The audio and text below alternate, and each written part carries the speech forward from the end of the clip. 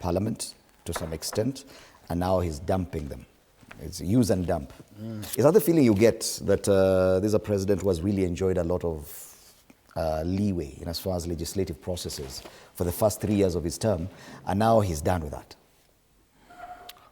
Thank you so much, Fred, for hosting us. Fred, I think the last session we had with you and Mheshimiwa Kirwa is the time the president just made the remarks that Parliament is corrupt. And I remember what I said then has actually come to pass. The truth of the matter is, the president, when he was elected, from the word go, decided to use Parliament to achieve his objective in terms of getting the legislation done, in terms of getting his budgets passed. And this is a normal procedure normally. When you are president, you have a lot to do with the executive. Yes.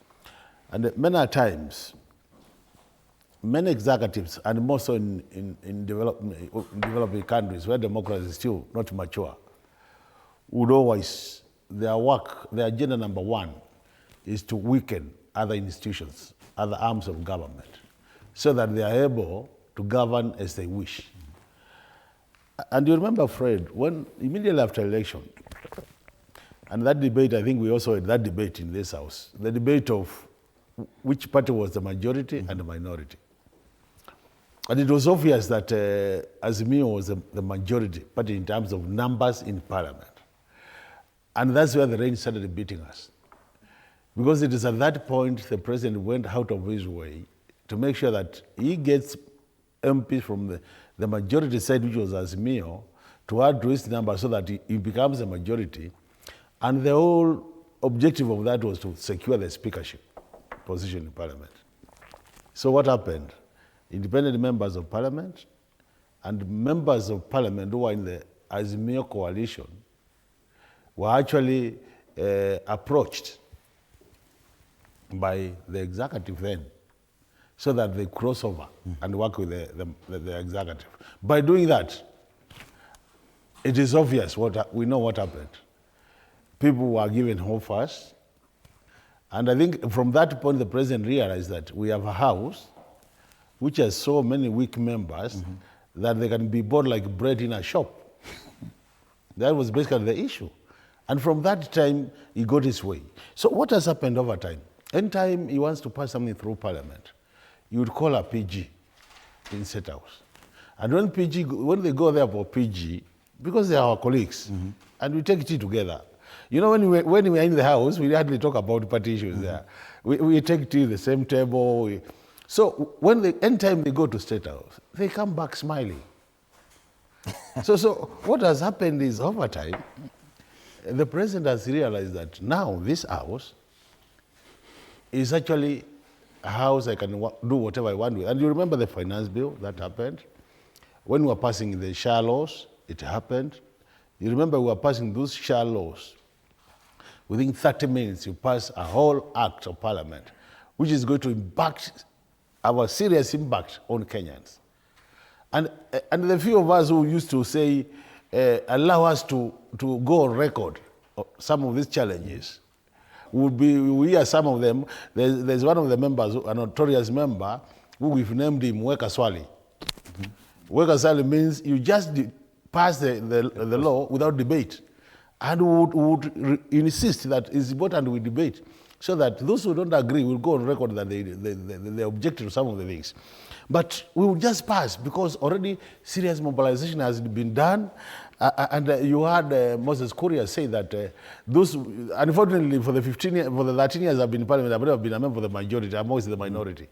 So what has happened? You heard Moses Kuria say that they know that after Weka Swali and they say yes, they used to flock a certain office to go and be now rewarded for doing a good job. And I think that's where we lost it. So to me, the way I look at what is happening now, there are two things which have happened, and they are very important in this country. One of them, the president has realized that he's lost it. And now he's trying to regain, kind of redeem his image. And by doing so, he says, in case I don't redeem it, then I don't die alone. So he uses the Samson's principle, where Samson said, God, give me another chance just for this time. And he crashed the house and everybody dies with him. So it is in an attempt to do that now he says, see, you guys have to throw you under the bus. So that in case I'm dying, we die together. And this is not the first time the president is throwing the MPs under the bus. He did it during the finance bill, you remember? Where we said, tumepitisha kama mbunge. Then he went there and said, no, it is wrong, he rejected. So a number of times, the members of parliament on the Kenya Kwanza side have been thrown under the bus. Now, this is the last time now, where now they have been thrown under the bus. But what has happened, which is very good for this country, and I think Kenyans have a reason to thank the Almighty God for this.